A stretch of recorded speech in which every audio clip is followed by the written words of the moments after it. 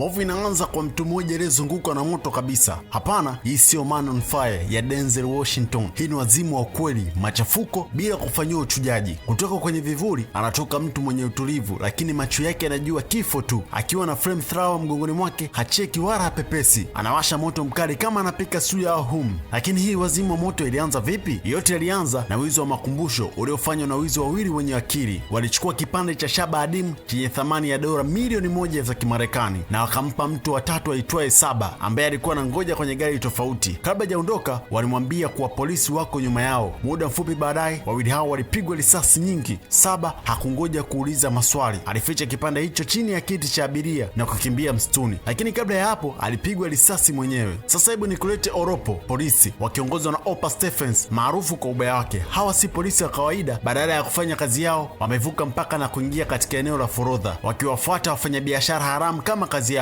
Sheria yao ni rahisi: wafanyabiashara haramu hulipa sehemu yao au hulipa maisha yao. Wale wizi wawili hawakulipa, hivyo walikufa, na sasa Saba ndiye anayefuata. Walipata tu magunia ya mchele kwenye gari la Saba na wakaichukua gari hiyo. Saba alitazama kutoka mbali akiwa na damu, na sasa amefichuliwa. Msichana wa kawaida alimwona msituni, lakini akaendelea tu. Msichana mwerevu sasa na mchele huo. Kichwa cha Saba kilikuwa kila kitu. Saba alijaribu kuwasiliana na bosi wake Ibrahim kumjulisha kuwa timu imekufa, lakini Ibrahim alikuwa mkatili. Yeye alijali tu kwa kipande hicho kifike Paraku, ambapo the Berlin Republic, ambapo mkusanyaji mzungu aitwaye Francois angekichukua. Lakini hiyo ilikuwa wiki 3 zilizopita. Hakuna kipande, hakuna habari. Kwa hiyo Francois aliajiri mkandarasi muuaji mkatili na mwenye nidhamu anayejua Nigeria vizuri ili arejeshe bidhaa hiyo. Kurudi kwa Saba, bado anavuja damu na kukimbia. Anaingia kwenye nyumba ya Obostade ili kuchukua kipande hicho kutoka kwenye gari lake lililokamatwa, lakini Opa anapata habari na anamfuata. Saba anaokoka kwa shida tena kuingia msituni akiwa na kipande chake. Na kwa nini anahatarisha haya yote? Rahisi tu, baba yake ni mgonjwa. Pesa za kazi hizi ndio pekee zinazoweza kulipa upasuaji na kuokoa maisha yake. Yeye si anatoroka tu kwa maisha yake, bali kwa maisha ya mtu mwingine. Katika hali ya kukata tamaa na kujeruhiwa, Saba anaingia nyumbani kwa watu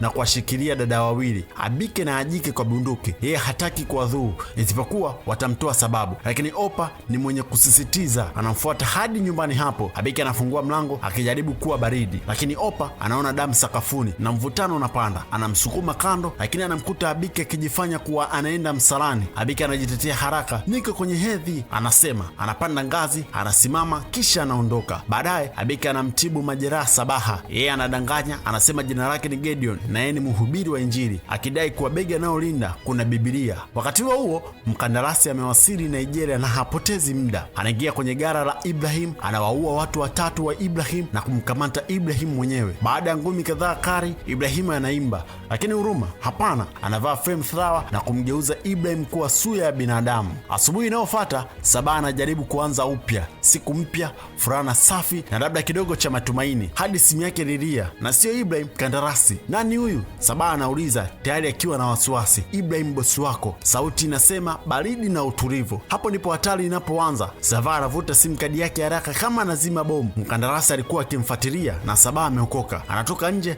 tayari kutoweka, lakini Abike mwenye udadisi anamzuia. Yeye sio mpumbavu, amepanga mambo yote. Begi la Biblia lake ndio ameona kilicho ndani, pamoja na habari za kipande cha shaba kilichoibiwa. Saba anafahamika, anajitolea kumsaidia kuuza kipande hicho. Anadai anajua watu, lakini Saba hamwamini bado, hivyo anaamua kuondoka. Lakini nje barabara zimejaa polisi wanaotaka kumkamata. Anampigia rafiki yake ili apate usafiri, na hapo habari inakuja, Ibrahim amekufa. Anasema Yusuf, na usafiri je? Yusuf alikata simu. Saba anarudi kwa Abike na sasa inabadilika kuwa yeye si msichana wa kawaida tu. Yeye ni mwanafunzi wa PhD na profesa wake wa Ulaya anapenda sana vitu adimu. Kwa hivyo anapendekeza mpango, yeye ataweka mkutano na badala yake atapata 25% ya pesa zitakazopatikana. Saba anakubali, na wakati huo anasema ukweli, jina lake halisi ni Saba. Anapatia mahali salama pa kulala usiku huo, lakini mkandarasi yuko njiani. Anakutana na mtu anayedai anamjua Saba, lakini anajaribu kumwibia. Hiyo haikuwa wazo zuri, mtu huyo haturudi tena. Abike na Saba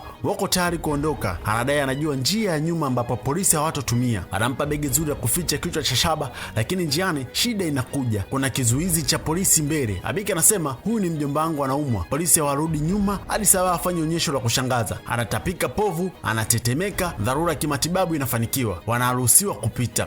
Hatimaye wanafika kwa profesa, na huyu mwanamke hajui tu vitu adimu, anajua asili yake, hadithi zake, nguvu zake. Anatoa ikatoa habari kubwa. Wazungu walioua vipande hivi hawakujua walichochukua. Kwa Yoruba, hii sio mapambo tu, hii ni ori, ishara hatima ya kimungu, ufalme na hatima.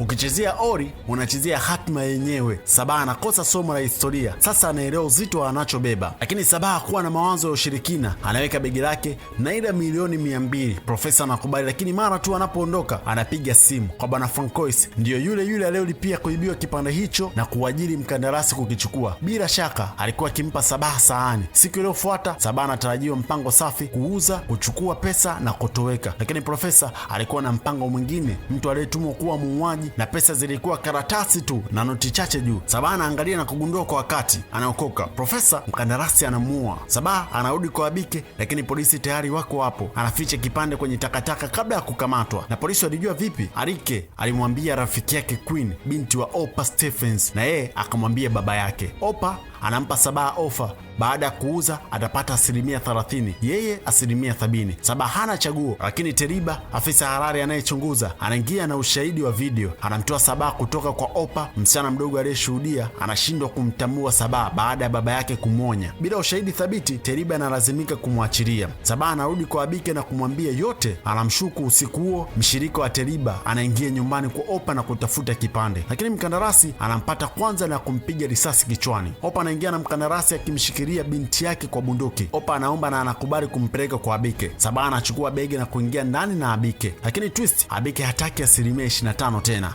anataka yote. Wakati Arike anamvuruga Sabaa, anabadilisha mfuko. Wanapoenda, Sabaa anaona ana sahani tu. Wakati huo Opa na mkandarasi wanaingia. Opa anafungua begi, anakuta kuna sahani tu. Kabla hajaenda, mkandarasi anampiga risasi Opa kichwani. Teriba anapata mwili wa mshirika wake na anaanza kumfuata mkandarasi. Abike na dada yake anamwambia mkandarasi begi lipo kwenye gari, lakini hii haikuwaokoa. Anampiga Abike tumboni, hakuna kipande kwenye gari. Sabaa aliyejificha kwenye dari anashuka, anachukua funguo za gari la Opa, lakini mkandarasi anampiga risasi ila anamkosa. Katika machafuko hayo, mkandarasi anamuua Abike kabla ya kumfuata Sabaa. Na twist ya mwisho, Sabaa hakuwahi kuleta kipande ndani, hakumwamini Abike kabisa. Anachukua kipande mahali alipoficha na kukimbia. Anajaribu kumpiga mkandarasi, lakini bunduki inakwama. Anapiga risasi mguuni na kukimbia. Teriba anaonekana na anampiga mkandarasi, lakini mkandarasi anarudisha risasi na kumuua Teriba. Sabaa anaokoka kwa gari la Opa, lakini anaacha nini slave yake inampeleka mkandarasi nyumbani kwa familia yake. Mkandarasi anaingia, baba Sabaa anaomba, lakini mkandarasi anamchoma moto mzee na kumtazama akichomeka bila huruma. Sasa si kazi tena, hii ni chuki. Francois na wengine wameshasaulika. Mkandarasi ni mwindaji sasa, na Sabaa ni kipepeo atakayemshika kwa moto wake. Sabaa anarudi nyumbani kwa mwana mpotevu, anapoteza kila kitu kilichokuwa na maana kwake. Alicheza na hatima, akacheza na ori, na sasa analipa gharama. Unadhani nini kuhusu sinema hii ya wazimu? Utaangalia sinema hii? Tunaisha kwenye comment hapo. Hii ndio mwisho wa hii recap ya leo. Like, share na subscribe. Tutaonana wakati mwingine kwenye recap nyingine. Mimi ni Kachil.